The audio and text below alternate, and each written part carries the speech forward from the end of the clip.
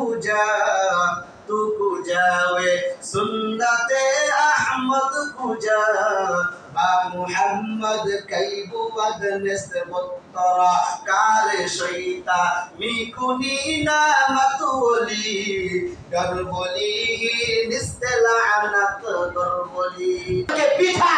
এই সন্তান পরীক্ষার সময় হয়েছে আগামী কালকে পরীক্ষা কি করছো এখনো পড়াই বসছ না কেন এখনো দোকানে কেন এখনো টিভির সামনে কেন এখনো ক্যারাম বোর্ডের সামনে কেন যা তো পড়াই যা তুমি যে তোমার সন্তানকে পরীক্ষার জন্য এত পেরেশানি বানাইতেছো তোমার সন্তানকে তোমার পরীক্ষার খবর কি চিন্তা করছো তুমি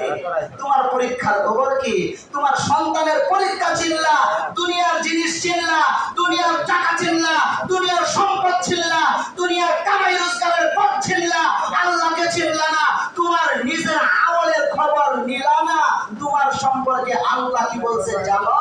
চতুষ্পদ জানোয়ারের চেয়ে আরো খারাপ আরো নিকৃষ্ট চতুষ্পদ জানোয়ার কুকুরকে তো আমরা কুলো কইরা কি করেন বিস্তার করে শুয়ে রাখি না কেন করি না নিকৃষ্ট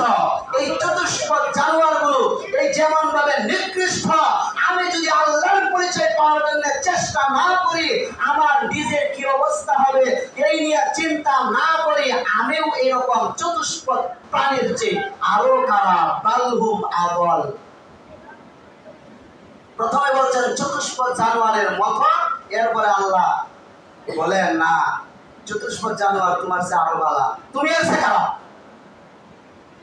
চতুষ্পদ জানোয়ার তোমার চেয়ে ভালো তুমি কি এর চেয়ে বালহুম আবল তুমি এর চেয়ে নিকৃষ্ট এর চেয়ে খারাপ জানোয়ারের সাথে তুলনা দিলেও হয় না কারণ একটা জানোয়ার একটা প্রাণী তার মালিক ছিঁড়ে একটা প্রাণী একটা কুকুর নিকৃষ্ট হওয়ার পরেও আপনি একটা জুতা খাওয়াইছেন একটা এই গোশত খায় আপনি হাড্ডি খাওয়াইছেন আবার আপনার নিয়ম ছিল না আপনি ফালা দিয়েছেন কুকুর মনে করছে আমার মালিক আমারে দিয়েছে এই জায়গায় সারা রাত আপনার বাড়ি পাহারা দেয় একটু হাড্ডি খাওয়ার পরে আর যে আল্লাহ তোমাকে চক্ষু দিল হাত দিল পা দিল এত কিছু দিল তুমি ওই মালিককে চিনলা না তুমি এই কুকুরের চেয়ে খারাপ না ভালো কি বলেন কুকুরের চেয়ে খারাপ